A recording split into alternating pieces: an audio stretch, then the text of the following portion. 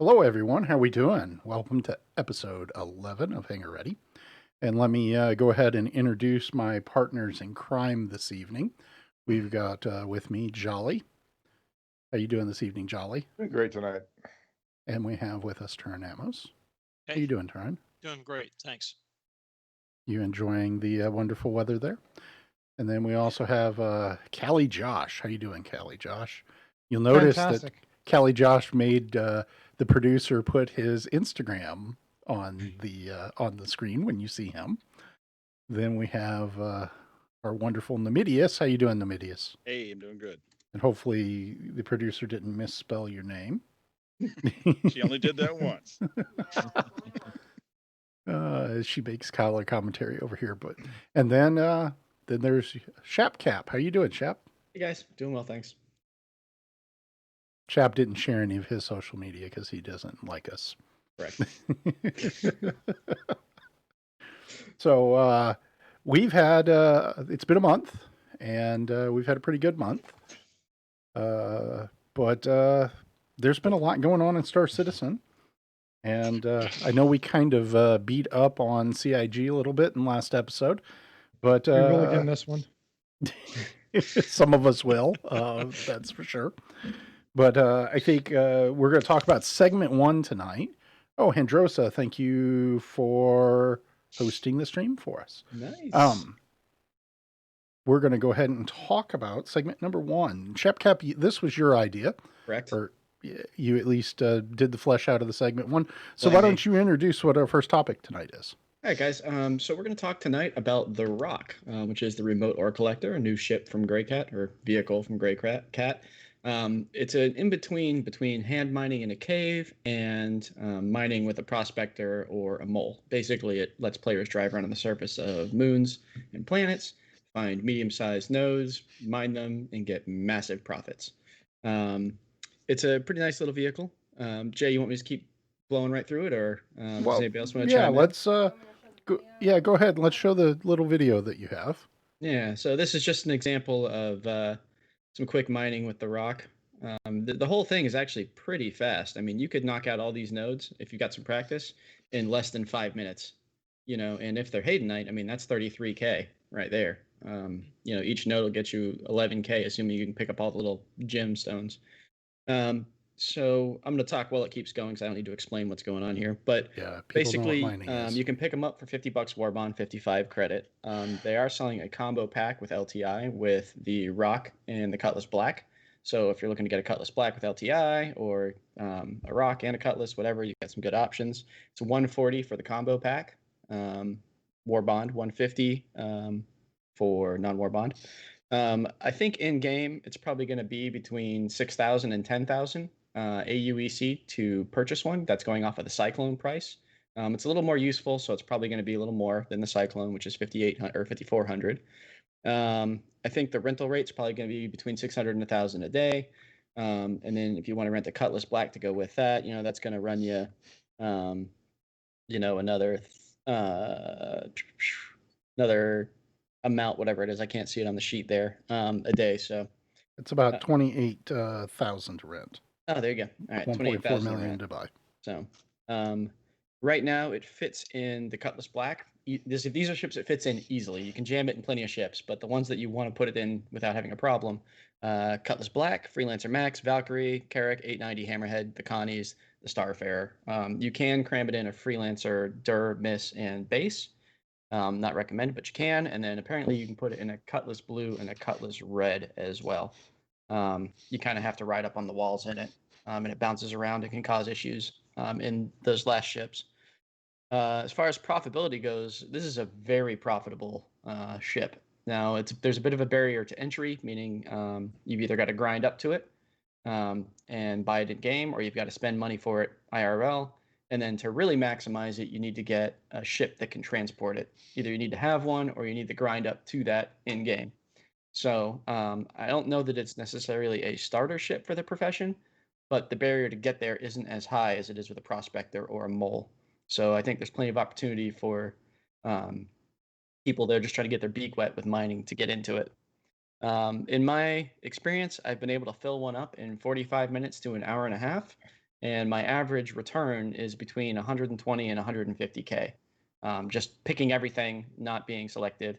If you're selective and you fill it with Hadenite, which is the most valuable resource at the moment, you can bank 220K with a full rock. Now, one important point is it's supposed to have the ability to unload everything from it by hand, similar to how you can unload your backpack into a crate. And once that feature comes online, then I think this thing is going to be a big time moneymaker, because you can just empty it in your ship and just keep going. I thought that feature was already in game. You could pull the thing out of the back. You can It open it. opens. Yeah, you can open it, but you can't do anything with it. Yeah, you can't Oh, take it the doesn't stuff out. actually Yeah. give you a container to. No. Shep, I do have a question. Yeah. fire Right away. now, the ROC is very profitable. Like you said, Correct. we've seen guys getting 220K out of a Mhm. just a head night. But we've seen this before during Commerce when it came out first. We were all multi-millionaires Oh yeah. very quickly. I'm wondering if, for the interest of testing, to make sure we try the ROC out or run through its ringer, if what we're going through right now in terms of profit, it's because, I would like us to try this thing out and make sure it works well. And then it's going to be adjusted back down in terms of number of nodes that are out there and what they pay off. Yes. Yeah, I think there's definitely some of that going on. I think what they're doing right now is one of two things. They've got either the nodes, the node percentage of population very high, meaning that they're putting nodes all over the place so that we go mine them. And number two, I think they have the yield from the nodes cranked up a little bit. So right now, when you break a node, you get 40 little gems. And those are the same gems that you get when you break a node in a cave, except you only get 10 when you do it by hand. So I think what they're probably going to do is either lower the frequency of nodes or reduce the yield of a node. I don't think they can make the price fluctuate too much, because then they may disturb the profitability of hand mining in a cave. So like you don't want to crush the market on the value of the things, because then nobody's going to cave mine, because they'll make 2,000 AUEC for a full backpack. Shep, Yeah, go we ahead. saw them drop the frequency of nodes for hand mining. That's what they did. Mm, This is the same thing that happened in hand mining. Is Okay. everybody could find those hand mining nodes everywhere. We all remember the Yep. clusters of 9, 11, 12 of these.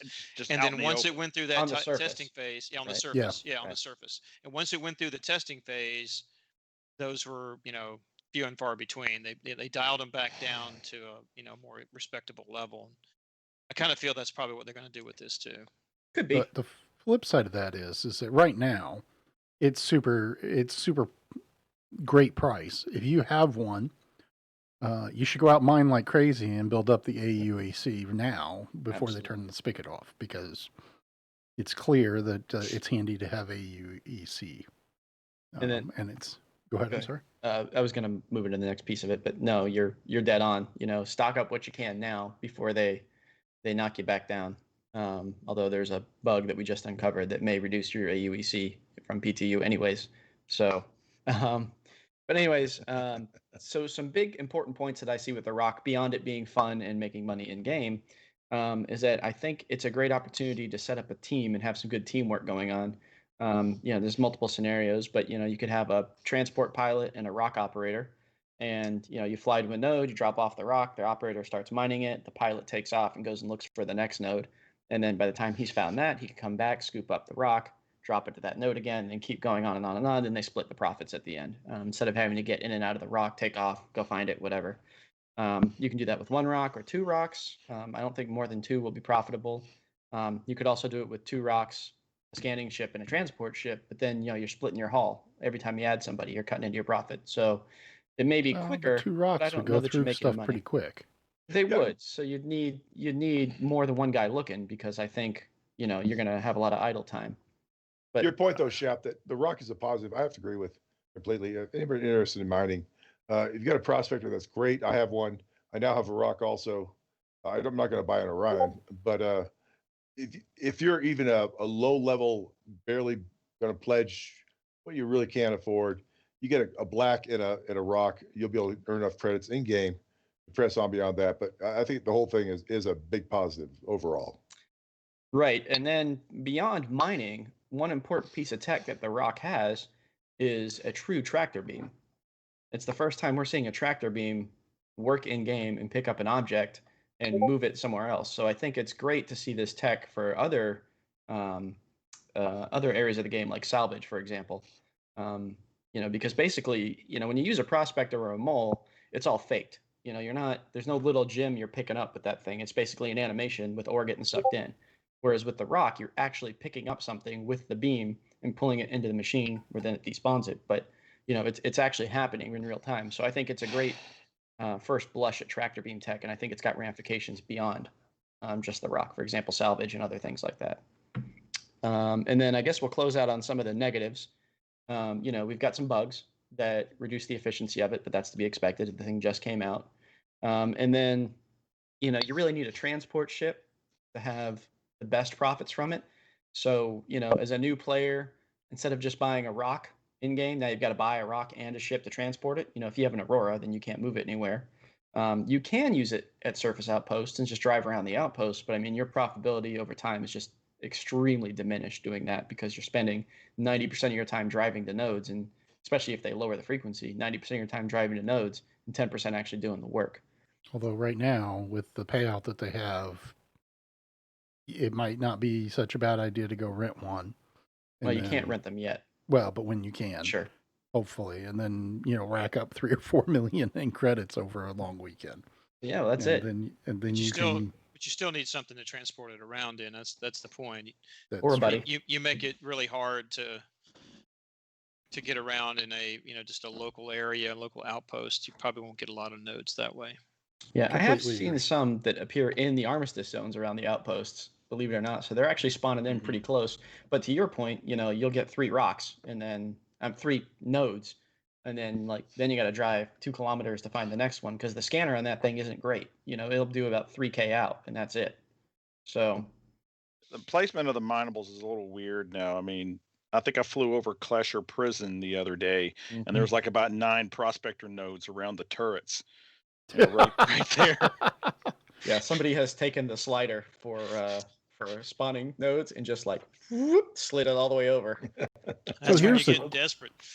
Yeah. So here's the question: if you were going to put together a 2 rock mining team Mhm. and a pilot and a scout ship, what's the best cargo ship to carry the rocks around in? I would have to go with, I want to say a Valkyrie, to be honest with you. It's got a nice wide ramp. It's got enough room to pull 2 in, and if you really want to get creative, you can jam 4 in there. Not recommended. The Cutlass is great if you're solo because you can get out of the seat and in the pilot seat and into the rock very quickly, and vice versa. But the ramp is too narrow at the bottom to fully get the rear wheels in smoothly. Like it bounces when you bring it in. Yep. And you can fit 2 in there, but then the pilot is stuck in the cockpit and can't get out the sides. And it makes difficult. No, actually, no. No? You With can. 2? Okay. But you would put them in a line. You don't put them side by side. Okay. You back the first one in, and then the rear tires are basically straddling that pillar in the front of the cargo bay. And then Gotcha. you pull the second one straight in facing it, and as soon as the tires are clear of the ramp, you can close it, and you got like 6 or so feet between them, so they can both open up. Both the drivers can get out. Okay. That's the other thing too is if you have a two rock team, they're not always both going to be in the ship at the same time. Really, just for transport, because you hit the first node and you throw the first one out, and then you're back to just one, and then hopefully you're just leapfrogging each other with the transport ship. For a Ooh. scanning ship, I'd probably recommend a Terrapin. I mean, that's what it's for, right? Or, well, that's true. Or Well, it's Pisces what or it's something. supposed to be for, but yeah. Yep. But all the ships can detect right now, so. Yeah. Correct. Yep. But anyways, I would say it seems to me like dropping 2 off to break up 8 or 9 nodes quicker would be better than to try to hopscotch, because I think you'd have some rocks sitting there waiting on pickup quite a bit. potential. Versus if you dropped, need to sit down and do some testing. Right. There needs to be, I was just about to say that. We just need to do some more field research. I know Yep. solo I can fill one in an hour. And that's pilot and operator and a Cutlass. So, I'd be curious to see how you do when you have 2 of them or 3 of them and then have to split the profits and see how you do. Well, nice thing is it's easy to split profits now. Oh, yeah. It's Well, much that's a great easier, point. Yeah. Yeah. We'll talk about that in the next segment. Sounds like Jolly and Turin and I will be busy streaming this week, testing out the Rock and a Valkyrie. It's fun. Sounds like I need to get my scanning skills up to date. Yeah, well, yeah, something like that.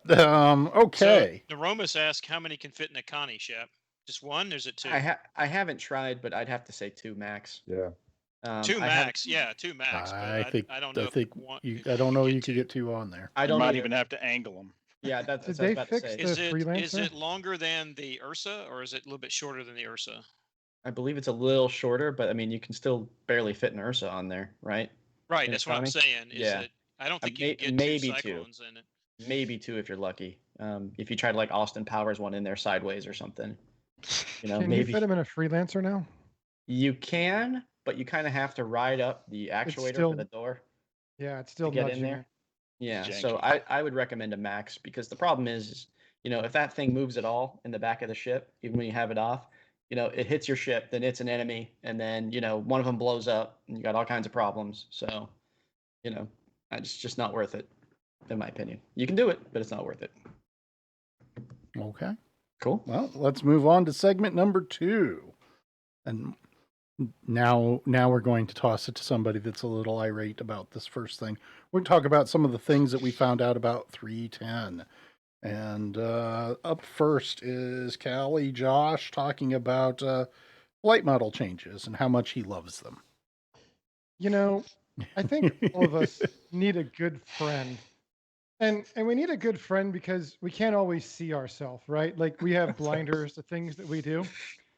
And so maybe I need to take a calm blue ocean, like my background color breath, and just relax a little and just kind of let the new systems and model be absorbed in a not so biased way. So we're going to do something slightly different tonight.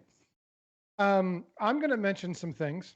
I'm going to try to do them neutral, and the audience can tell me if I'm crazy or if what I'm seeing is real. So please feel free to rip me apart if I'm crazy or if it's real, because I have some strong opinions. We've seen that, and I want to see if people agree with me. So Jacqueline, if you could bring up the image proximity assist, please. She's pulling up now. Just give her a second. So the image, please. So for those that don't know, by default, there are a couple things turned on in the game that you probably don't want. I have 2 of them highlighted here. One of them is G-Safe, which we're not talking about tonight. But the other one is proximity assist. And someone correct me if I'm wrong, but the idea I understood proximity assist to be was to maybe prevent you from hitting the ground when you're flying low, or to prevent you from hitting objects. And I did some testing on this, and I got to say that I don't understand what it does at all. I think there might be a good intention, but I can't see it. If Jacqueline can bring up the video here, I want to discuss this first. What you're going to see in this video is me testing what I would consider a high performance maneuver. So coming in not at max speed, but at high speed.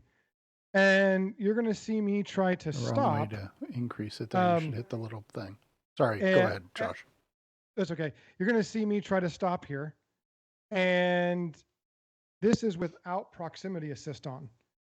And what's going to happen is you're going to see I come to a nice stop right at the beginning of the pad, almost where I wanted to. And the machine handles like you want. This next one is with proximity assist on, and you're going to see me fighting it a little bit, getting in to try to get in position. It's doing some weird stuff. I begin to cut off the throttle and hit speed brake at the exact same time I did before.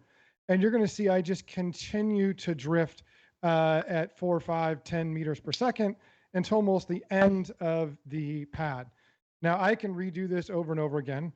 I also tested this going close to the ground, trying to see if it would stop me. And I actually had to pull up here to prevent it from hitting. It hit anyways. I tried to push back down again gently to see if it would stop me from hitting. And all I continue to do is bounce off the ground. So the only thing that proximity assist seems to do is prevent you from being in control of your ship. And I don't know about you, but maybe I'm crazy. I want to have positive control of my ship at all times. when I pull the throttle back and hit the speed brake, I want the dang thing to stop, and I want it to stop right now, right? So call me crazy, agree with me, whatever. But I think this little video and demonstration suggests you go into your game settings and you turn off proximity assist. And for the vehicle experience team and Star Citizen in general, this is one of many default features that maybe shouldn't be on, because if you get in and are trying to fly your ship at a high level or try to push the maneuvering on it, you'd probably be pretty irritated with the way that flies. Yeah, and Bear, Josh and I talked about this one previously. He did all the testing. I just did the whining. And but Frostzone said, "Hey, just so you know, proxy assisted turrets, and totally different topic. This is totally different, not related at all. If proxy assist was a toggable item function, something that I had a keybind to, turn it on and off when I wanted to, it'd be fine. But it's not. It's either going to be on before you join the game, or no one's going to hit options, go in there and turn the damn thing off halfway through the game. So that's the problem with it. Is just turn the darn thing off. It's not worth any benefits you're going to get from it." Josh is absolutely right. Well, Josh, you all failed to fairness, mention the other problem with proximity assist, and that is if you have a very large ship, it makes it virtually impossible for you to take off from a landing pad anywhere if you have that on, because it's automatically slowing your ship down because it's closer to the ground. So you have to have proximity assist off to lift off any of your large vessels now. Yeah, and even in the Valkyrie, Yeah. I had to use the afterburner to get it to come off the ground. Right. It was a holdover from hover mode. If you guys remember, when hover mode went away, the idea was that proximity assist would be in there to give you that floaty feel that you got from the hover mode experience. Yeah, I don't know. Taking control away And from me is. it was in hover mode so that you would be able to slow down and not hit anything, because hover mode was, if y'all remember sitting out getting the lawn chair out at Lorville as people tried to land and just watching them pile drive into the ground, it was there to help slow that down, and it was a feature that they kept. And quite frankly, I don't think it's needed, not with the VTOL. The VTOL, the piece they got right. I like the VTOL. Just give us that, don't worry about the rest. If we slam it to the ground, that's our bad piloting. Yeah. Well, in all fairness, I mean, if you're a retarded monkey that didn't know anything about flight sims or doing anything useful, you would think proximity assist is great. Are you calling CIG names? On paper, it's great. Wow. Maybe. It's not even consistent according to ship size, though. Like you pointed out, the Valkyrie is really affected real hard. It doesn't. Yeah, I mean, it's like a retarded blind monkey decided, oh, this sounds like a great idea. Boop, boop, boop, boop, boop, boop, boop. Josh, Well, you wait till just we said get you to were the going to next be topic. neutral, right? I was neutral. I just said that I didn't find uses for it, and I gave examples. So And I'll try to be more neutral in the next segment. There is a use for it if we toggle on and off. We can't toggle it on and off. I don't see the use for it at all. No, I'm going to be I don't want to honest. land. I don't want to land right now. I want it on. Okay, I'm not going to crash. Or if it worked properly, I'm not going to crash. Or less likely to crash, I should say. Now, I want to land. Let's take it off so I can make a smooth landing and make it, let that be that. If they Yes, said, Frost if I Zone. just turn it on or off in game, If it's balanced right for a ship and you're coming in for a landing, it can make for a smoother touchdown if you're concerned about hitting the ground too hard and causing damage to the ship. But you're absolutely right. It needs to be a toggle. Yeah, it'll make your speed brake a little bit more effective as you get closer to the ground if you had it on. I agree with that, Nam. But it's not consistent across the size and mass of the ships, though. Oh, it is. And it doesn't take in consideration what's in front of you. Doing some of those practices, I actually hit and got stuck in one of the poles. So while it takes account for the ground in front of you, it doesn't take account for like poles or buildings. And I actually drifted across the pad and slammed into one of the poles and got stuck there. So it only has limited functionality for what it does do. It's really like it's a feature that shouldn't even be in the game, let alone turned on by default. But Froststone, you are correct. It is on by default, which is why we're pointing it out, because unless you're a retarded monkey that can't fly, even remotely, you don't need it. If that's your only option is on or off, you want it off. It seems like it's another example of trying to make the game playable for people who don't fly spaceships or simulators. It's an approach, in my opinion, to try and make it more accessible for everybody. I'm not saying it's right. I'm just saying it's I think that's what they were going for, was to try and help the people who don't fly anything in a game, not have a horrible experience trying to land. Is it right? No. Does it need work? Yes. Should it be there? I don't know. But Maybe maybe, not maybe again, that's where they were coming from. If Toggle they buttons. made a toggle, Sure. it wouldn't be Mhm. that bad. Right. Like Just make it easy mode, toggleable. And But then balance again- the ships that are broken. Yeah. And then again, let's be honest. Maybe we shouldn't suggest them adding more toggles because, I'm running out of keys. I mean, you we're need running out of 3 keybinds. keyboards to Oh, play the we're game. out, This yeah. I'm just going to say that, this whole targeting system that we're going to talk about here in a minute took up a lot of keybinds, like something like 6 or 7 that you need. Is Josh So talking move- about that one too? yes. We are. Yeah. Of course we are talking about that. So next up is turret improvements. Nam, do you have anything to tell us about these I turret wasn't really the one improvements? I thought testing that you were targeting. turrets. Who was Somebody doing the- here was. I put the Oh. turret things in, but isn't targeting the next thing? Targeting is next. Oh, yeah. sorry. Let's talk about targeting. My bad. I skipped over it. All my fault. So Josh, tell us about We targeting. tried. Okay. So, Jacqueline, if you could bring up the first image there on targeting, please. They've added an entire new section, and if you can scroll through the next couple of images there on that, where they have all these different cycling options: cycle, lock, view, in view, pinned, attackers, enemies. It's a ridiculously long list. And so, speaking of the number of buttons and options, I went in and I counted the number of buttons that I would consider as potential buttons useful to be on a HOTAS. So there are several categories. There's, cockpit, flight, movement. I excluded the axes, and I just limited it to the sections where there might be something. In total, there is 110 buttons. Okay. 110. I mean, that There's is only one stick on the planet that's mass produced that does that. well. So here we go. I have the HOTAS Warthog. Yes, And I which isn't counted the up- one I'm thinking of. No, But I go know, ahead. but I counted up all of the buttons on there and I times them by 2 because you can have the primary function on there and then you can have a modifier and it gives you a second button.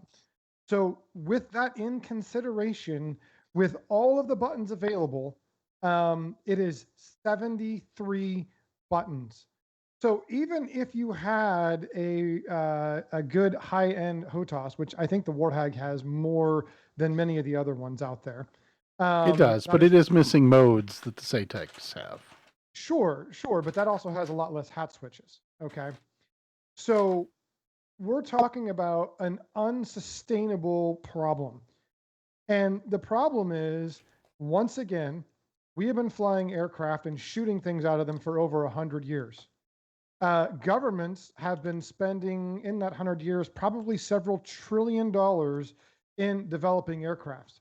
But more importantly, developing the systems to make it so that things interact. And I'm going to say it again, a data management-like system that lets you select either your left, right, MFD or your HUD. And then you have a series of keys that do different things, but they're the same keys, but they do different things in different screens. In other words, you can slew around, you can select, deselect, or a few options. Would reduce these number of keys to a functional use. And let me give you an example. Modern F-18 fighter in DCS. All you need to do to lock and shoot down a target is you need to set that MFD, that multifunction display that has your radar on it, as your sensor of interest. So that means your data management system is interacting with that MFD. You slew to the target. With one button, you can put the ship in air-to-air mode and select the missile you want. So we've had 3 actions so far. We've selected the radar, we've locked the target, and we've put the ship in the ability to be in air-to-air mode and selected the missile we wanted with the same button. I only need to now wait for it to get in range for it to fire. So that's 4 actions to take. Not cycling, pin cycling, friendlies, attackers, hostiles, and we'll get into what those mean. But I'm like, what are we trying to do? Are we trying to make it the most complicated thing possible in targeting and the worst thing possible in flying? Like, I don't understand. So the solution seems to be take the advice of, and it doesn't have to be exactly the same, right? We don't have to have a recreation of an F-18, but take the advice and the things that they've learned and let's apply them to the future. You know, I think I may have said it before, but a targeting pod is something that I want. Not And a gonna targeting happen. pod, well, right. You're smoking Right. crack. I am, but let me give you, I am. Let me give you a little example though. As opposed to a dedicated pod that hangs on the bottom of your ship, with sensor integration fusion, maybe you have sensors all around the ship, and now you can zoom in more directions than you could in an F-18. You could see more and do more, and it's already integrated in the ship. You don't have to make it this extra crazy thing. You could integrate these things. You could make them simple. But let me break down what we have found from testing last night. And to the ADI members who helped us test, I appreciate it. You probably heard some foul words in there because I was irritated, but More than one. more than one. And before I get made fun of for it, I did crash into somebody and kill us both, so it's okay. Yeah, I'm better now. You're better now. You're looking great, Nam. You're looking great. Thanks. Yeah. It's a good thing that you have more than one life. So one thing you got to remember here is, again, they're breaking this down in weird ways. They have added back nearest friendly, which I think is very important for finding your wingman, or at least the nearest guy that you have, or maybe a guy in your flight who's in trouble. I think being able to identify your friendlies from foe is critical. And I'm okay with that being a 1-button select cycle. In a modern F-18, it's actually more complicated. So this is an area where they could take something that currently exists and make it friendlier, and they did. Although they took that away and now they brought it back, thank goodness. But now you have a difference between attackers and enemies. So the best I can tell, an attacker is somebody who has you locked on radar. And you can cycle between that, which is useful if you're flying through an area and you don't get a radar warning, which I think you would when this happens. And you want to see if someone has you locked, you can cycle and kind of search around to see if someone actually has you locked up. That's a useful feature. The downside to it is it goes away after about 3,000 meters, from what I can tell. Just flying away from the guys, when I went to cycle it, nothing showed up. So it's very limited in its use. So creating 3 different buttons in 3 states, to me, seems a little ridiculous for something that doesn't work very far away, but maybe that will change. Now, as best as I can tell, enemies, another category, is when someone is shooting at you and they have actually turned red. So you now have the difference between who's locking you and who's shooting at you. If I had to limit this down to what I was going to put on my profile and reduce those 110 keys down to the few that I have, I'd probably only have enemies, to be honest with you. But those are the differences that we could tell from the testing last night.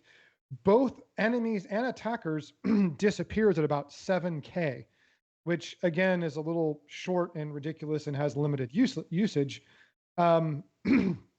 especially considering when cycling all works at about, I think, 15 or 10 or 15,000 meters away, or kilometers away, I'm sorry. So I don't really understand why you would have an enemy that you can identify as specifically an enemy who's shooting at you, but you lose them at 6K, but you can cycle everyone at a farther distance. Once you've identified that target, it seems like if it's still in your ship's range, it would still be identified as that enemy. So you can tell me if I'm crazy or if you agree with me. There is one piece of good news in this that I found. And that is all these cycling and pinning targets can be reduced to 2 buttons, I think. I need to test this a little bit more.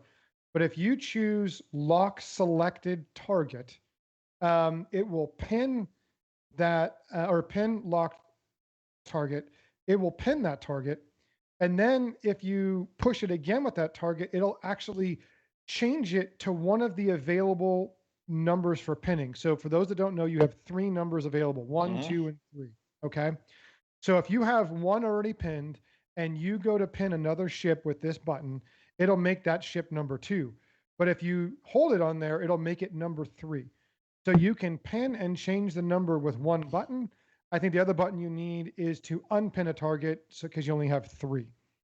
So with that, that's my take so far on the new targeting system. I don't understand all the added buttons and complexity that isn't there.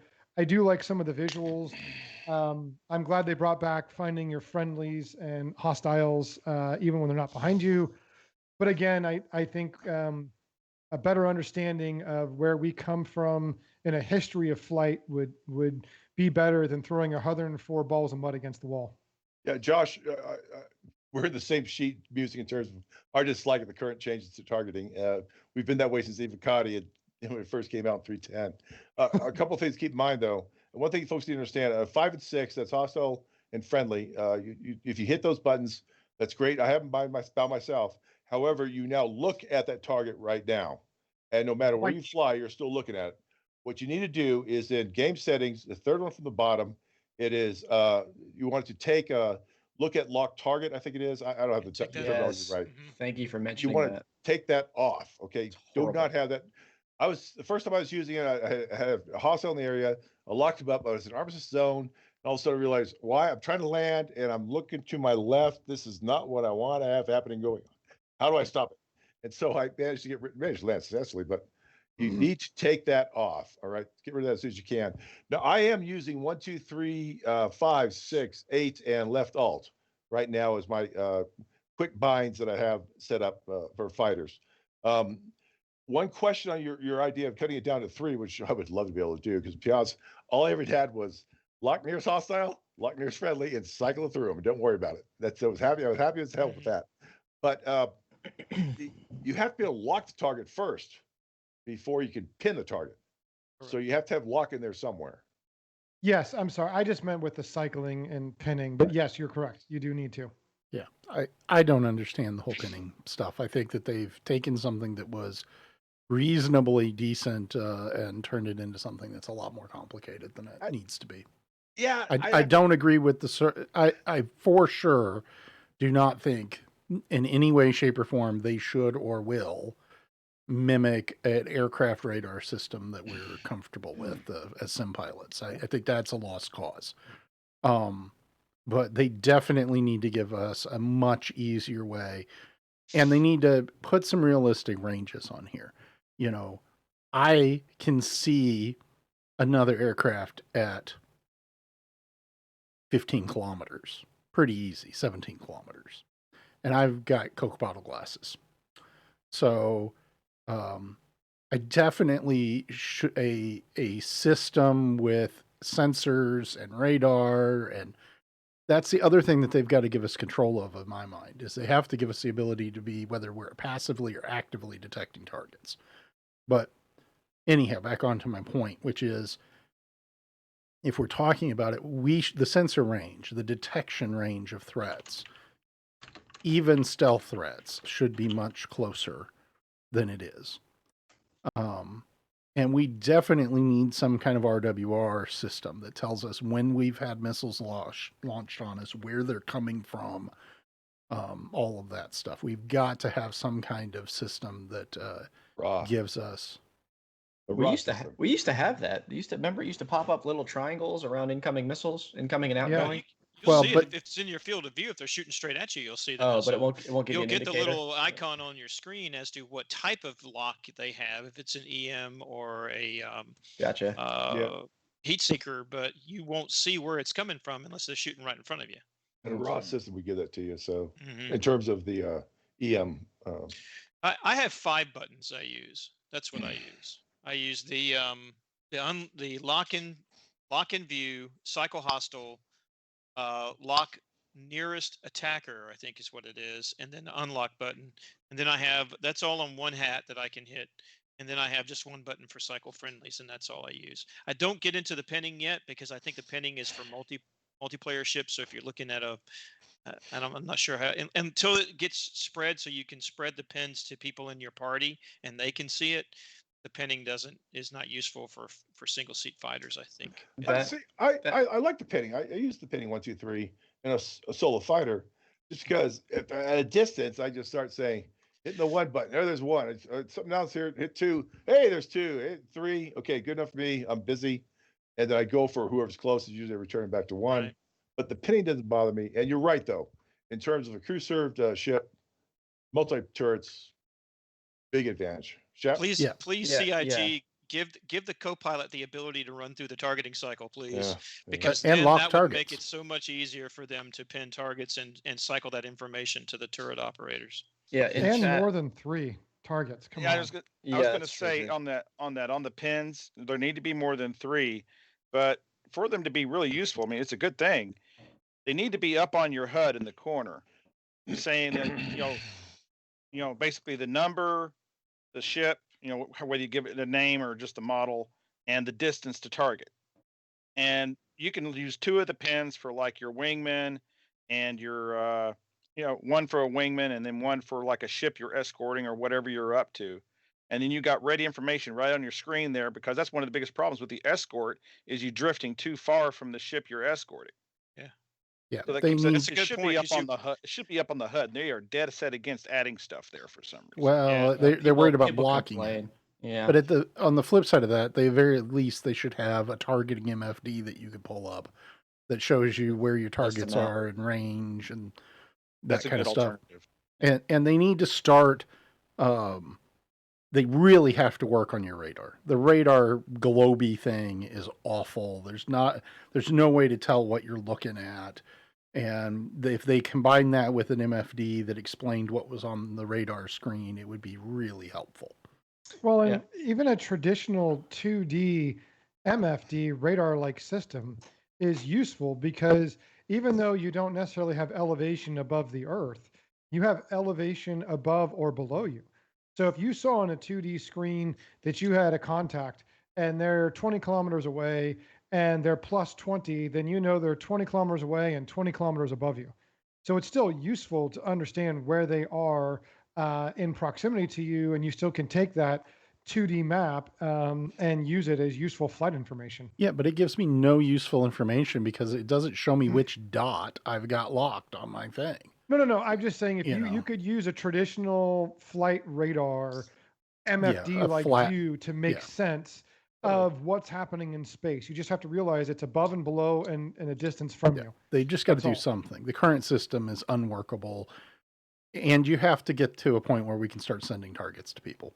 Yeah. I like need to be able to target something and say, pass that target information to members in my party so that I can say, okay, you 2 go handle 2 and I'll go, me and Josh will go handle 1. Well, I mean, that's part of the function of the perceived function of something like a terrapin, is it's supposed to have some type of AWACS ability, where it can pin targets and send them to packages to deal with it. Completely agree, but you need to be able to do that inside of a flight. Sure. Yes. I mean, we've been For able sure. to do that since I'm just saying it's the an early advertised- 70s. It's an advertised thing for the terrapin, so hopefully we'll get it eventually. Hopefully. It's I not mean, like obviously it's not like we're talking crazy talk about these nutso, things that have never been mentioned. It's been an advertised thing, Correct. as part of the terrapin, and I believe some other ships are supposed to have that ability, to manage combat.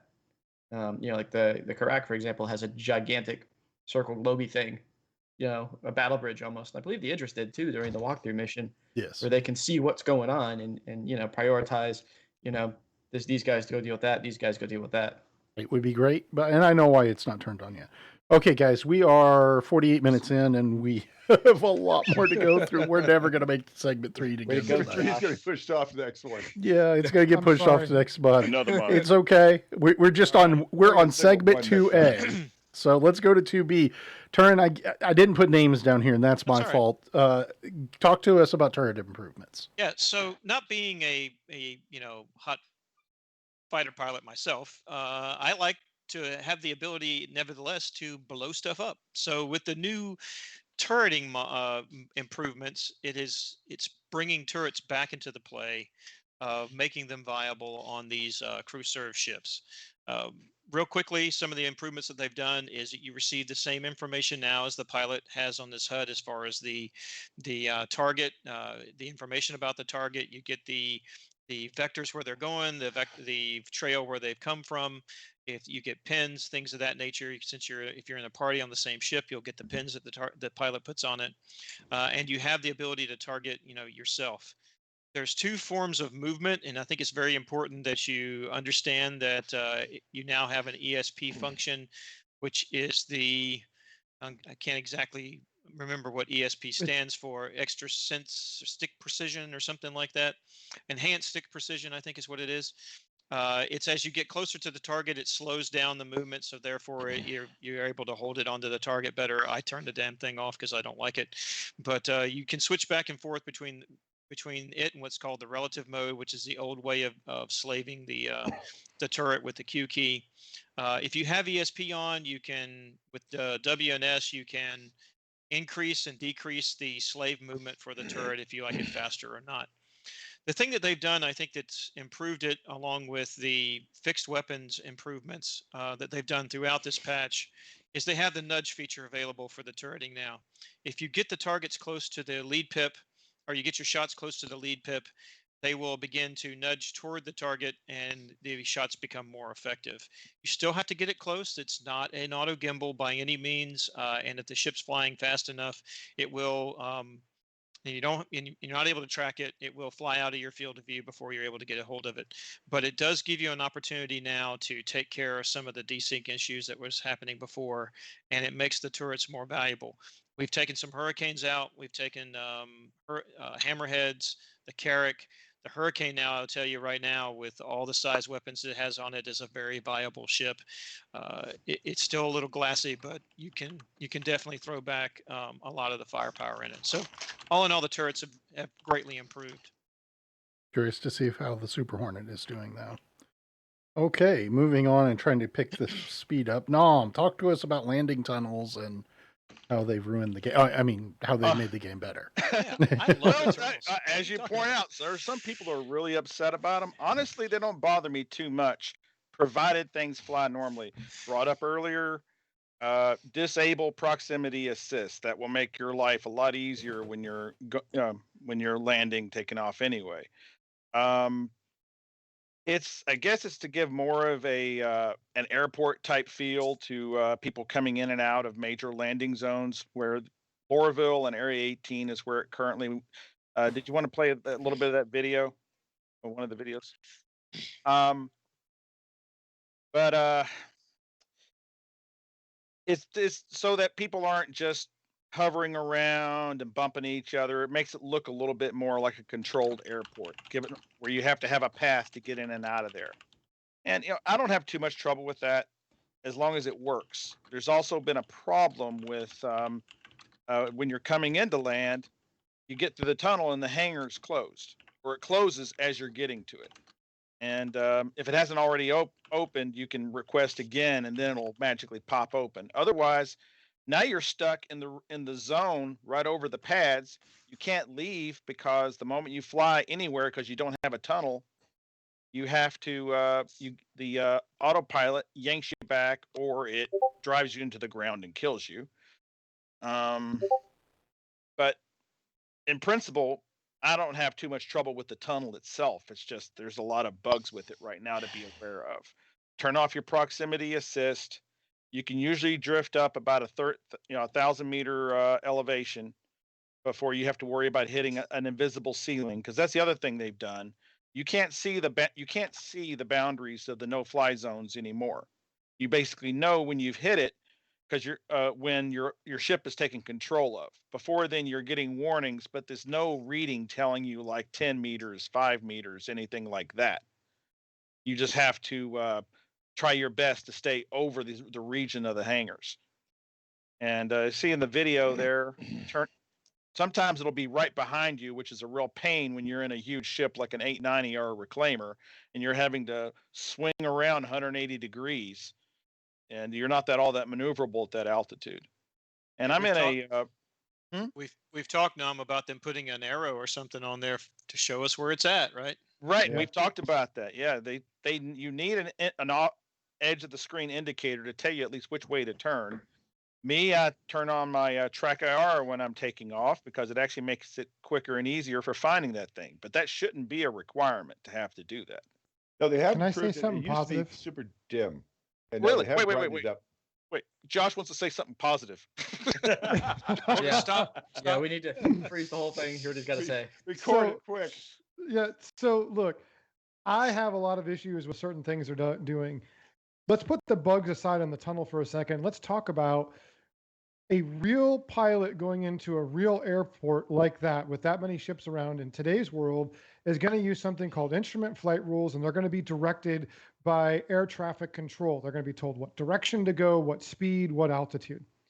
But That's that a would require complicated- us having a compass or something. Well, And this okay. level of skill you're I'm not trying have to. to I'm get traffic trying to control. stay His positive. his point See, is they it's- you're direct you dragging in. me down in the mud. Yeah. His point is they tell you where to go. You don't just get the free fly Right. in however you want, whatever Right. buffer. This is Right. this is an example of something that is complicated and difficult in today's world and takes a long time to learn. That I think when done right, oh, look, here's the box where I go. I now have a window of time and space to fly in safely. All I got to do is point my ship and control my speed. It's super easy and simple. I think this is an example of the type of things you could take modern complexities, make current capabilities that would be 1,000 years in the future and be awesome. And Yeah, if well, they can let's make keep in mind, auto We land have at the 8 end of the people tunnel. coming in want to land at the same tunnel at the same time. Well, okay. but you're Well, they got to right. have You're different right. tunnels. Control. Different Yeah. tunnels. Yeah, Well, you're right. there Bugs are. aside, it's a step in the right direction in a way for these areas. I think. Completely disagree. You I don't- think well- it is a solution in search of a problem. Well, I I think will the- say this: you take a big ship and you fly it up through this thing here. You make it through. There's some satisfaction just knowing, oh damn, I made it. Which isn't necessary. So you want to call that a skill-based thing? Go for it. Hey, look, you better get used to being able to fly in arbitrary tunnels because how do you think we jump from system to system? Oh no, You know, no, I When get Pyro that. comes online, I Jay- mean, it's going to be the same thing. I'm just saying that the old system worked fine. But just like pick a vector to come in and Well, don't correct. know You have to not admit- supposed to fly. Do you see anybody complaining about the ships traveling in and out of New Babbage, which is totally unrestricted in this manner? No. No, It you don't. works well traffic's there. pretty low, in all honesty. It's a little different of an approach. approach too, though. I mean, you basically True got a enough. wall of hangars instead of a bunch of holes in the floor. But Well, even still, even before, I never had problems running into other ships when I was taking off out of Area 18. Well, you're a Yeah, competent pilot. I will Well, say, but even the uncompetent pilots weren't a danger, really. on the plus side, it is brighter than it used to be. That's a problem when it first came out. You're holding steady. You've done everything right. You're scanning around. It's like, I don't see any damn tunnel. So they have improved that. Thank you very much. Drop shadow Second goes thing a I long want to point way. out is you tried pad ramming on Area 18 or Lorville. Can't happen now How can it not happen? because can't you've get- got you to have to follow go- that tunnel down. You got to follow Get that in tunnel there. down. Yeah. Yeah, but once you get down in there, you could pad ram anybody that's landing. No, in any you're of Not those for goes long. right spots. to You the- get stored. You get You stored. go right into a hangar. I mean, Yeah. Oh, I no, thought you even flew if down don't into go the hangar. hangar. The ATC will store you after a while. Oh, okay. Yeah. You can't just stay there forever. Now it doesn't solve the problem at R&R stations, whatever the case may be, but I'll give a nod for that. But in general, I have to agree with Jay. Just see and avoid. Let's land, okay? Yeah, I mean, it's a problem. It's a solution, that had no problem. It Are they wasn't trying to- needed. Are they trying to chain us, like Shap said, to go through tunnels or warps? Maybe, but they're not straight line warps. I mean, they either, got to so- test the tech somehow. I mean, they don't want to Right. release Well, there you a go. jump point and then not have the tech to figure out how to funnel somebody into it. Well, they I like did 'em. it though. Good job. I like them. I like them. I don't. They I don't think they're bother me. stupid. They're not that difficult to figure out. I don't No, know. they're not. I hear a but lot of the hubbub, and I just don't get it, to be honest with you. Until It's guys just know it's a pain annoying. in the ass. Once you know, it's like it's not that big a deal. I like the fact that you can fly around New Babbage. I think they should make Lorville and Area 18 much more like New But Babbage. Jay, in real life, if you had a spaceport that complex, that large, you really think ATC is going to let everybody come in a separate vector and land? No, but it's a you'd have computer more than game. one No. tunnel too. It's a computer game. Well, I I mean, understand that, but yeah. I'm just saying that with something that large and that complex, I'm surprised they don't let you get to a perimeter and then they auto land you from outside, It probably would. Reality. because that's what in reality would happen. I get that. I'm just saying Yeah, it's you need a pilot. it slows stuff down, and it's a solution in search of a problem. That's all I'm saying. I like New Babbage better, just because you don't have to fiddle with any of that. Well, I mean, we'll see when we get servers that can handle more than 50 people. If you can get That's true. 1,000 people.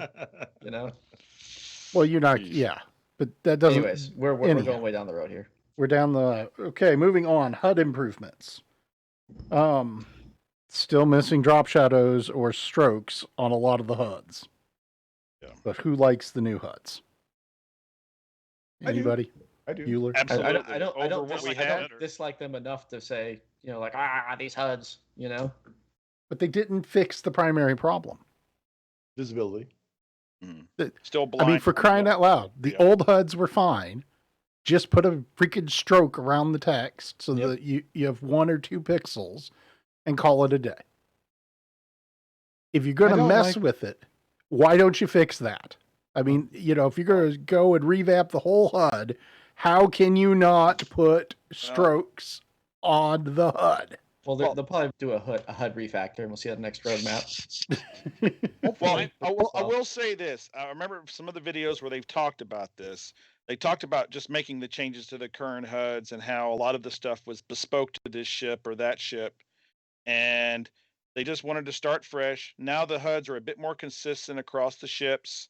It'll be easier to add those changes, like adding drop shadows and stuff down the road, where they can do that after they've added all the elements they want to add. Now that ships like the 300 series and others that didn't have indicators to tell them that ESP was on, that landing gear was up or down, it's nice to have stuff like that. And then you throttle it like that. I'm just saying, while you're in there changing the HUD, how can you be so lazy to not put a drop shadow or a stroke? I don't on understand the why they couldn't have elements? done it. Yeah, I mean, let me go in here and fix this problem. And while I'm in here, this one simple task that a monkey could do, I'm going to ignore. The one that people have been moaning about and going, when I have light text on a light planet, I can't read it. Yeah. How hard is it to, I mean, it's 2 pixel stroke on this element, and this element done. They do have it in the ROC for what it's worth. Yeah, well. I have 2 issues with the new HUD. The first issue is, who in their right mind thought of a logarithmic scale for your speed factor? I mean, that just makes no sense to me at all. I got this thing cranked up 3/4 of the way up. Last time I took logarithmic mathematics was back in college. I'm wondering why I'm not flying faster. And I'm remembering, it's the 3 little tiny little lines at the top that I have to get to first before my ship flies faster. The second thing I have is, when I'm coming out of quantum drive and my quantum drive is spooling down in cooldown mode, it ought to switch back to my regular flight model. Yes. Because I can't see my attitude, I can't see my speech, I can't see anything until my blasted quantum drive spools down. And if I made the mistake of sticking in one of the other drives, it takes 20 seconds to spool down. I'm watching it as I'm plummeting toward the planet. So those are my 2 things. Or getting shot by pirates. Or getting shot by pirates or anything else. Yes. Yeah. It just unlock the HUD. I don't like that the speed limiter and the thrust limiter are on the same indicator. I know that they move differently when you do it, but those should be 2 separate indicators. That didn't bother me Aren't so they much. the little wheel and the Yeah, bar but that they're goes the- up and down? Yeah, but The if line you, is the speed limiter. Yeah, on your the left-hand cruise, side. the cruise control. The white line is. Yeah. Notice that there's no longer a terminal velocity, Yeah, there's and not. you can go That's as a fast as you want. Used to be, going as fast as you want to, you'd blow up. You can see the T-vel, you'd blow up. Now you can't get there. Your ship won't be allowed to go there. Whether it's good or bad, I don't know. Mm. It's just Yeah, a I change. feel like if people want to lawn dart, they should be able to lawn dart. Or burn up. I mean, Yeah, one or the other. Yeah, yeah. If they were to rip pieces of their ship off, break off wings, whatever. Yeah, that's on them. Yep. But that would require, I don't know, a flight, an actual flight model. But overall, I think I could see more in the new HUD than I could in the old HUD. Yes. Still missing strokes. Step in the That's right all I'm direction. going to say. Yep. By see more, I mean it's not cluttered up with text on my screen. That seems to be pushed to the sides where it needs to be. Good. I completely agree. I'm just saying, for crying out loud, somebody from CIG is watching this stream. There's 80 people watching.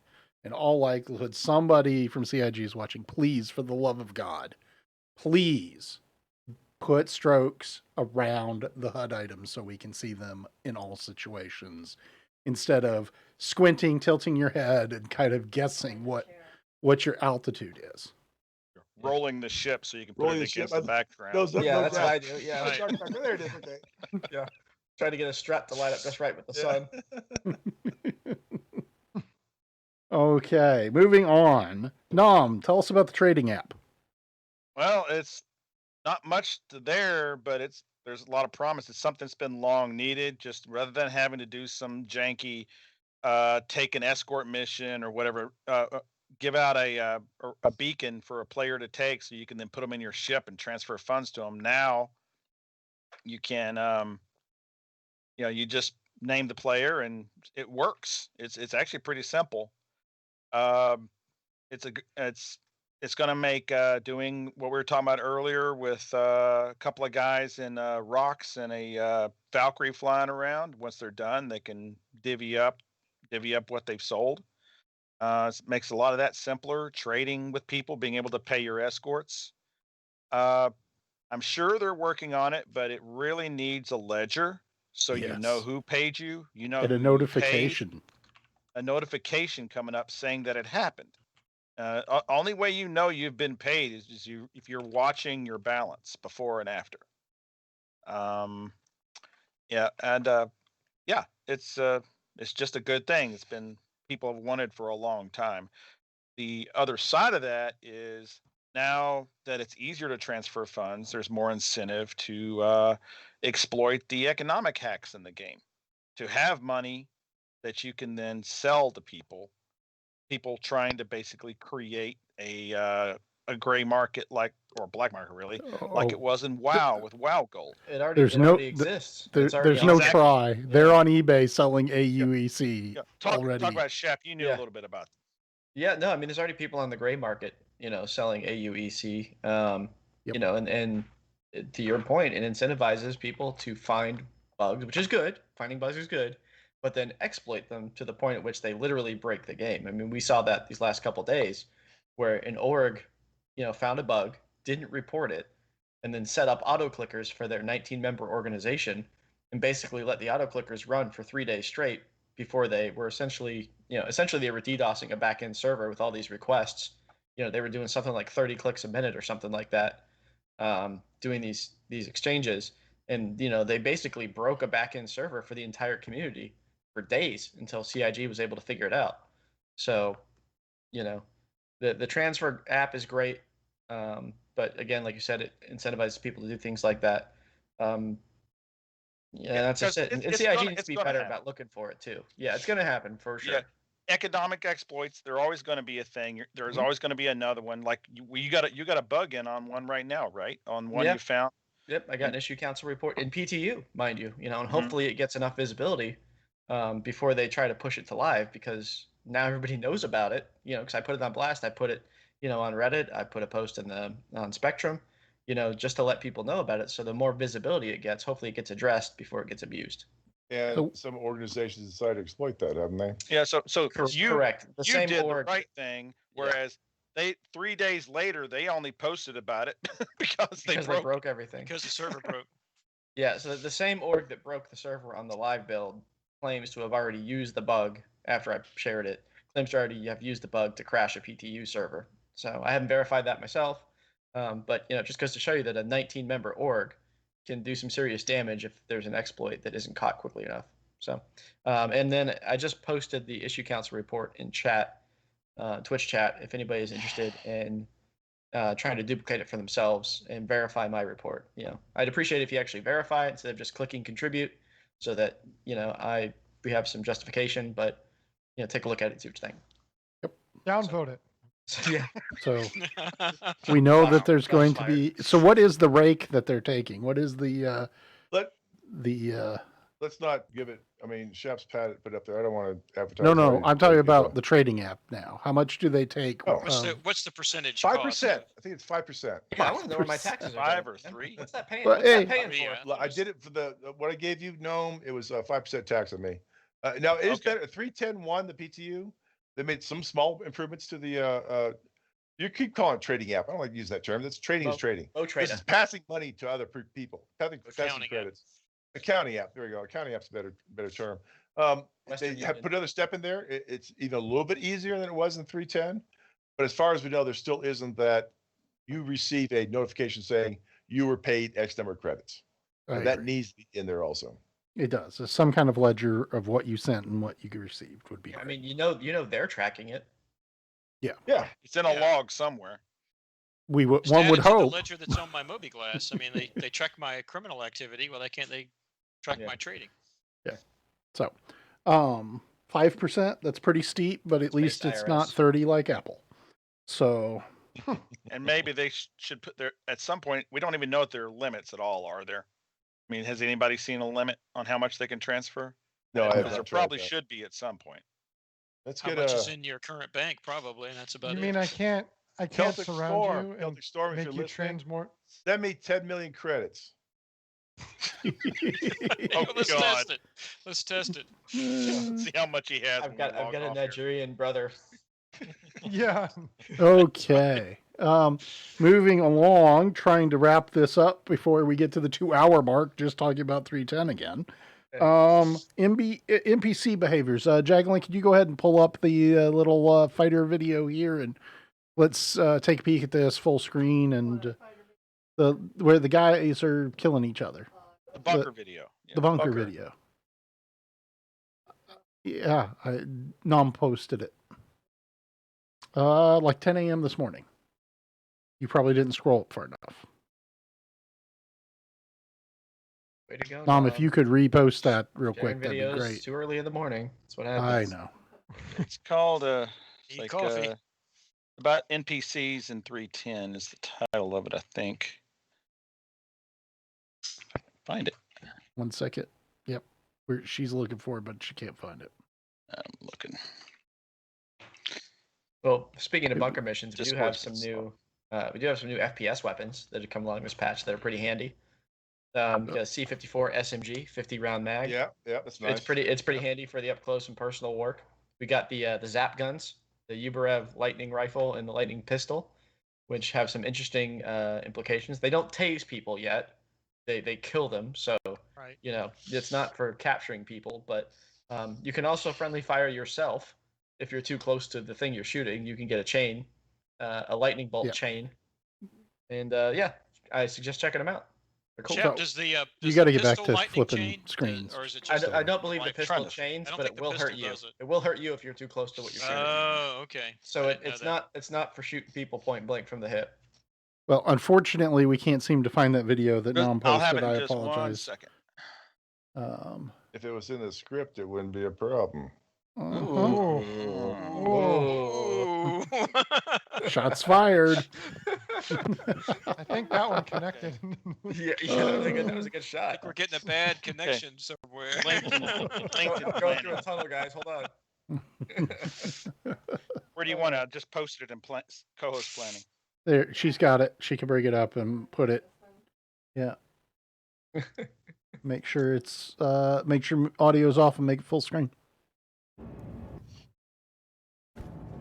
Anticipation is killing me. This is a really good video.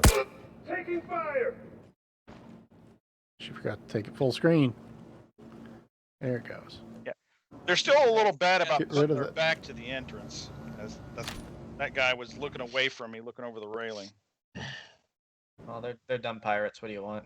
You have it set for 1080p or 360 because it looks 360. Go to the wrench or the gear icon. I did like Now- this.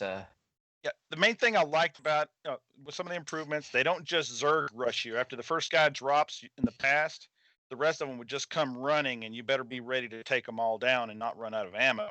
Yeah, you had to have an And- F-55. So that's But why I now- was taking so long here. Then this guy comes running up, and I'm using the S71, which is basically a DMR, and it's That's new this patch, right?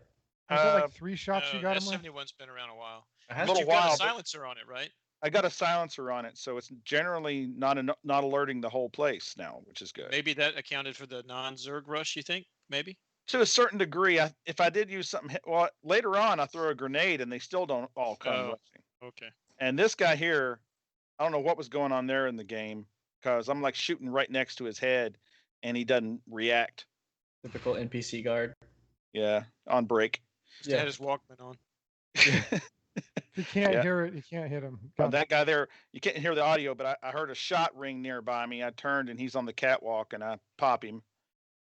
And then it's like I'm still waiting for. I'm just used to all the time where they just come running, so I'm all the time waiting for that. Yeah, And so So now you switch weapons. It's that's the like- C-54, correct? Yeah. yeah, which is sweet. It's faster rate than the custodian, right? Got a Oh, little faster wow. shoot. And it's so you'll burn through ammo, but it's very effective. I mean, just dropped him. You can see the spread too. The spread's pretty decent at that range. Now, there's a lot of games, one of the things they've lacked before was, you want to have the feel of a weapon. I guess it's in a game, but the feel of it, some games they give you a nice meaty thump when the round hits and stuff like that, let you know you hit your target. I think they did a pretty good job with the C-54 on that. It feels really satisfying to use it and hit your target. And couldn't see in the video there, I think, but you could see a little guy bobbing his head. He dashed behind that crate. Yep. Using the cover against me, that's one of the things they've added in this patch is cover usage. I throw the grenade, and you hear him go "ow," but he doesn't just jump out immediately. And then I throw Yeah. another one, but it goes short. Of course, grenades are still borked, and it's a guesswork on whether they actually Ooh, he work. got tossed around there. Yeah, the grenade went off, but I'd already killed him, so his body got thrown. That's some good ragdoll. I'm just surprised the grenade didn't land at his feet. Or Nom's feet. Who's Noms? Yeah, it almost Yeah, did. noms. It's Noms. the second or one stick in his fell way hand. short. It fell a little short, and I was like backing off because otherwise I would have taken some of the same damage he did. And I accidentally hit prone. That would have been bad if they'd run up on me. And my Causeway finger brings up just some slipped. good points in chat there. He's saying that in his experience, that after the first one was killed, they get alerted, but they don't really investigate. Yeah, Wow. they're not doing that. No. Like you said, I am using a silencer, so that might have affected their aggression a little bit. And here you could just see the guy's head bobbing along there while he was like kind of hunched over and running over to the left on the catwalk. So that's the last 2 kills that are kind of interesting. Did you jump over the rail and knife them midair? Yeah, right. I have had these where I forgot to bring enough ammo and I had to knife the last guy. It's like you're just trying to running around him and trying to hit your knife when you can and hoping he doesn't get a shot in on you. The question is, how many times did you have to go back to the Cutlass Red before this happened? I like how the gun just floated to the ground. Yeah. I appreciate this note, by the way. It's like, Yeah. okay, we'll go to 5. Yeah, skip to 5 minutes if you would. Hey, thank you, Dome. The guns have Xi'an technology in them, so they float to the ground lightly after they've been dropped. Yes. Yeah.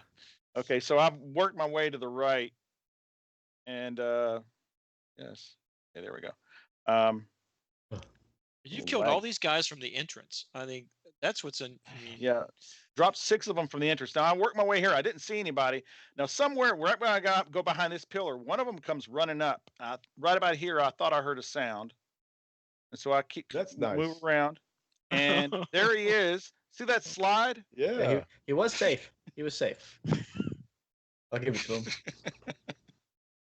Yeah, so he was using cover in the direction that he thought I had been. So that's good. They actually have some knowledge of where the threat was with based on their last information. And he used that cover. And then let's see here. There's not much left in the video. I Last got one guy. more kill done. But any questions? Well, they clearly are behaving better. Much That's better. one They're good not thing. they're not like staring at walls, clipping to each other, Running all by standing you. all standing together in a corner so one grenade finishes the mission. You know, say what you will about the Zerg rush, but 9 times out of 10, it was pretty effective for the NPCs. Oh yeah. You Yeah, know, if 'cause you didn't have you an just- LMG, you were Yeah, pretty if you didn't have a buddy or an LMG, you were screwed. Yeah, they would come get your ass. Yeah, Cool. I'm always narrowing these little culverts. What do you call this? These little corners. I've been shot more than once by some guy just derped into the wall there, and you didn't see him the first time you look. You turn around, he's just standing there, and then he kills you. So at least I haven't seen any of that magically appearing NPCs. So that's a good thing too. And right about here, I'm just working my way, and then I Here he can hear goes. this. I can hear him running, and he actually caught sight of me and started shooting at me. You can't tell here, but you can hear the shots hitting around me. And that's it. Okay. And once again, that C-54 is awesome. But the way he was running, I could have mistaken that for a player. Seriously. Yeah, that sprint Yeah. looked pretty good. I Okay. probably would have thought he was a player, to be honest. And trying to hurry us along a little bit, let's look at the new Grimhex stills. Those you should have, Jagler. I haven't been here Grimhex. yet. There should be some hangers that Jolly sent over. I was shocked the first time I went. I was going to the gun store, and I went up that little alleyway, and opened that airlock door, expecting to see the pipes and the chasm, and holy shit, was my mind blown. It's like a illicit gambling den in there now with a great view. And a hot dog stand. And, yes, and a hot dog stand. Very They were important. posted at 4:45 p.m. on Discord. Yeah. They're Not to 4 mention the new hangers. screenshots from. Can you still land on those pads? Do they still assign you to those? For what? Yes, The- They Grimhex- never give you the pads that I've seen. I co-host haven't even plan. tried to land on them. Yeah, the like Ambo. 9 pads they had up top. Still there. Okay. Every time Somehow I've gone we back didn't in the get those new one, pictures. they always give us the hangers. Yeah. Well, needless to say, there's new stuff at Grimhex. Sorry for the technical Yeah, difficulties. Biggest thing on the Grimhex thing is there's a large pad. You land a Carrack, no problem. It's actually, where the pads normally are at, and then there's up against the side of I'll call it the asteroid. On Yes, top of that those. asteroid, there's now a nice large landing pad. Mhm. You get at least a Carrack-sized ship in there. Actually, That's the hangar they have for it right there. I think Reclaimers You're on and the wrong 890s can actually monitor. spawn there now. And I believe that. I absolutely It's a believe huge that. hangar. It's very tight on the Carrack though. I mean, like if you pop the turrets out on the side, F11. the port and starboard turrets, if you pop them out, you're hitting the wall. That's The true. guns. That's True true at just a about lot any of the hangar. places right now too. The That's the lobby 890's been itself. popular amongst pirates. Small changes. New Click area out open there. This is original, the please. racing venue. Open it's original. currently closed, but just so you know, there's supposed to be racing and gamble on in the future. We'll see how that pans out and stuff like that. Not much to do down there other than look at the pretties, but don't waste your time outside of that. It's a cool view, and I love the color scheme of Grimhex. I Yeah. don't like to go to Grimhex just because there's The usually some asteroids are asshole. famous, There's yeah. well the asteroids, but there's always some asshole hanging out with a retaliator or something, just waiting to pop you when you Or an want them in. eclipse. Yeah, something just waiting to pop you in that 10 kilometers that you've got between popping in an armistice, or you get rammed off of. Well, I guess that's not a problem anymore, but. The one thing I did notice though in PTU is you can't hand-to-hand fight. I thought you were supposed to be able to hand-to-hand each other inside Grimhex. I thought that was like a thing. I think you can. You can use fists, I thought. I tried it in the last PTU build, and Okay. I couldn't get it to go. But maybe you have to be in a certain area of Grimhex and not just like anywhere. That's something they've turned on and off many times in the past. Yep. Yeah. I think that'll be neat. That's something else we can bet on. We can have fights with side bets. Well, at very least, you can go and use the hangar on a Carrack as an arena. Yeah, well, whoever's So- got the best FPS wins. Best latency wins the fight. So moving Yeah, the along to last picture Go- real quick was the bartender pouring a beer. So it is out there. You Oh, can get a my beer. favorite. However, I don't see beer yet in the In the purchase consumables, list? needs to be added. They are adding a couple more consumables eventually. Literally unplayable without beer. Yeah, I'm getting a refund. We need a stout. We need a stout in there. IPA. They also added a new store at New Babbage, Oh, yeah. Microtech, Yep, yep. and The I Apple don't Store? think we have screenshots of that, but it looks like an Apple Store, and you could buy different color Moby glasses for outrageous amounts of money. So there you go. If you're in the mood and want to have a specialized Moby glass, go to Microtech. And Oh, and I know most of the people in this particular group don't care, but Pico the Penguin, the little plushie. Yeah. oh my God! Yeah, see, there it I is. sleep with knew he one was gonna have every that night. reaction. Nope. Pico the Penguin. Again, we can design a penguin that you could carry around in game, 3 penguins. but we can't put 3 different ones. Sorry, I Yeah. didn't even realize that. Oh, yeah. Now Yeah, watch the different rage snowboards. monster come out. Roar, but you can't put a freaking drop shadow on your HUD. different teams. You got the Can't give me Penguin a team, compass. The Penguin team and the HUD team. They never talk. Oh, or a compass, or some type of GPS coordinate system, or some type Or of an navigation RWR. coordinate system, or an RWR of some nature. I mean, it's just, yeah. Sorry, plushie, but we can have in-game plushies that Gotta you can have buy for real money. Mhm. It's important. It's It's marketing. It's important to the lore of the game, Jay. They're sold out because of you, Jolly. I didn't buy one. Talk to Shap. I know he bought one. Yeah. Guilty as charged. Guilty I as was charged. tempted to get one just for something for the shelf, but Well, I you just wait. didn't quite do it. We're gonna do a hanger ready, and he's gonna be sitting in the chair instead of me one of these times.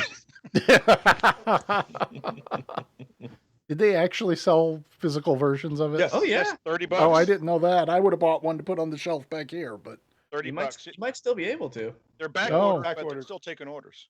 I Yeah. might do that. I don't think they ever had any. I think Right. they're making their order based on how many orders they get. Yeah, I suspect you're right. Good. Okay, and then one last thing on this topic before we get to closing. Absolute 0 temps on some moons. I'm not sure which one of you guys put this on the list, but who was it? That would be me. It's Okay, been a so pet tell peeve us of about mine. how- Mine too. How Yep. science breaking So bad. this is. Well, it's pretty bad. I mean, I know a lot of people say, well, "What's the big deal? It's a game. We already ignore radiation in space." Well, but the thing is, it's part of it is just game balance. It's you can't go any lower. I mean, it is absolute 0, and a lot of these moons they're almost at that temperature the whole time. It's not even consistent from day to night cycle. One of the things they posted, I think it was either 3.9 or 3.10, was they were adding these variances in temperature based on the time of day on the moon or the planet. I'm not really seeing that too much. I mean, I've been in region on something like ETA with someone the other day, and it was fluctuating like 30 degrees up or down, and it didn't matter what time of day it was. But the thing is, it's from a gameplay point of view. If you want to have these extreme zones, the greatest extreme doesn't need to be common. Okay, if you're going to have gameplay that's affected by going to the greatest of extremes, you're not going to make that the norm, which is what we essentially have in a lot of places in the system right now. And so that seriously needs to get adjusted. Yeah, I'm all for having a challenge, but you get out of your ship and you got 10 minutes to live, and you're trying to break a rock. It's a little ridiculous. Well, you got more than that in the In the proper suit. proper suit. But not as much as you would think. I mean, No, not even in the cold weather suit. If you're in absolute 0, I think it's what, maybe 15, 18 minutes Yep. max. it's Cold weather ridiculous. suit? 12. No, No, unlimited. it may be like half hour to 45 Not in minutes in the heaviest one. The No, Nova, not in whatever it the is, not dude. in the at absolute 0, Jolly. You'll still freeze. In the and just for- game. In the game, the Nova, whatever it is, suit. You're not going to Novikov. freeze. Novikov. Really? Thank you. Yeah, I spent 30 minutes sitting out in the middle of MT. It was an op, and myself. But you're on Microtech. Doesn't get. We're it talking doesn't about get- a moon that's got absolute zero as the yeah. temperature The setting. thing is, the Novikov goes down to like what minus Minus 225. Yeah, To 270. 225. 270, 225, minus 225 is I forget the terminologies again, but it's if you're in the middle of space, it's minus 225. No, I'm talking about what they show for the suit is minus. And on the surface of Pluto, it's like I looked it up. It was like minus 240, 230. And we're seeing when I'm saying absolute zero, that's minus 273. You look up the specs for the Novikov, and it goes down to like minus 221 or 225. I forget which. And so There you are don't some even problems. you don't even see anywhere close to 273 on the surface of any body in the solar system that we have here. Yeah, there's some issues but those are easy tweaks to fix. I mean, That's a slider. yeah, they just need to That's- go back through Yeah. and adjust it. We hope. But, We but hope. also, but the thing is, if it's actually affected by day or night, I wasn't seeing that. You're Is the correct thing. because I think it was ARC 141 on Daymar, which is Yeah, that's hot. Daymar. Yeah, it's And Daymar. I was there in the night, and it was plus I don't know 80 some odd degrees Celsius. So I had 16 minutes with the case. Went back to the daytime, and it was cooler, which makes no sense. Right. Yeah. Yeah. There's some problems. There's no Space question logic. about it. Bag for Life brought up an awesome thing for 310 that we kind of missed, is that the comm screen in the ship refreshes itself now. Oh, wow. Which Well, is that's amazing. really nice. So like if you have it open on your MFD and you fly close to a point where there's someone you can talk to, it'll automatically populate on your screen and you can Instead of having mode, to play the comm screen shuffle yeah, with exactly. your You can MFD. interaction mode, punch the button, and you're good to go. Is it showing the ATC that way as well? Yeah, Or do you yeah. Wow. Well, that's a good thing to have. Yeah. So let's go around the horn. We're at an hour and 30 minutes, and there's no way I'm even touching segment 3 tonight. Because that's like a 45-minute discussion or at least a half hour. 2-hour blocks for these shows. Yeah. Or do them more often. Either way. We got to do something. Yep. Let's, I said that if we did 3 in a row and we couldn't empty the show list, we'd go to, twice a month for a while until we could, but I'm not quite ready to, so we'll see what happens on the next episode. But let's just go around the block just here really quick and get some takes from folks. The other thing I want to talk about is just 1 second, see if I can pin you guys down on the next show date so that we can announce that. And I really am putting you on the spot. So let's say September 19th. That's what's going to be the next show date. Sold. So can do. Yep. Okay. Good. So, guys, next show is this September 19th. So, Jolly, overall, I know we've done a lot of complaining and moaning and groaning about 310, but what's your overall? Are you happy, pleased, dislike it, hate it? What? I think 310 is a plus. They've had too many bugs going on. I think 310.1 when it comes out will make a big difference for people. So give it a chance. Let that patch come through here. They've made some good improvements in that one. And a lot of that, it seems like there's an old saying, you're flying an aircraft, never fly the A model, fly the B, C, or D. They worked out the problems with the A. Same holds true. When you're playing Star Citizen, never fly, the 0.0, fly the 0.1, 0.2, et cetera. So I'd say it holds true in this case too. Definitely. Turin, what are your thoughts? I'd overall? say the targeting system aside, 310 is there's a lot of pluses in it. I actually like the new flight model. I think they've got a lot more to go with it to make it even more aerodynamically relevant or accurate in atmosphere, but it's come a long way. I love the feel now for the ships. They feel heavier to me. They feel like they've got mass. And they've got if you're flying a smaller ship versus a larger ship, you need a different skill set. The targeting system, they might want to take that one back and take a look at it. Getting feedback. But overall, step in the right direction. Good. Nom? Over like Jolly, I think overall it's a net positive. I'm looking forward to when 310.1 stable enough and they fix the economy thing so they can drop that to live. There's a lot of good things in there. I don't think is there anything in there that we don't like that can't be fixed or tweaked to be better. It's not like when hover mode dropped in and it's like, please rip it out now. So I think overall it's a good thing. The only other thing I think I didn't mention package missions, basically because I still think they got a lot to tweak there. Yeah, I they're pretty feel messed up there right like now. there's elements that are missing, and I'm just waiting for those to come in probably in the next quarter. 3.9's box missions were better than 3.10's in my opinion. Yep. Oh, Yep. 100%. Josh. No audio, Josh. Perfect. Nailed it. Massive improvement. Okay. Can you hear me now? We Yes. can, yes. I don't know why my my audio interface turned off. That's the second time it's done it. I'll figure that It's out. called a button. It's called a button. Yeah, well, I'm over here. Quality Hands are over, hardware. right? Whatever. I'd give it a 6 out of 10. I've been playing 3.1 more than 3.10. If they want to make it a 10 out of 10, they can go back and listen to like the 5 shows, in particular, all of my perfect advice. Take that, put it in the new one, and then get a 10 out of 10. Fair enough. And Shapcap, what are your thoughts on 3.10 and the overall good, 310 bad, and different? 310 good, 310 1 better. I like that they were able to quickly fix a couple problems in 310 and get PTU much better. If you're playing PU right now, stop, go play PTU and point out the bugs there because it's a much better experience. I kind of like where things are going. Again, to echo Nam, some things that could use some improvement for sure.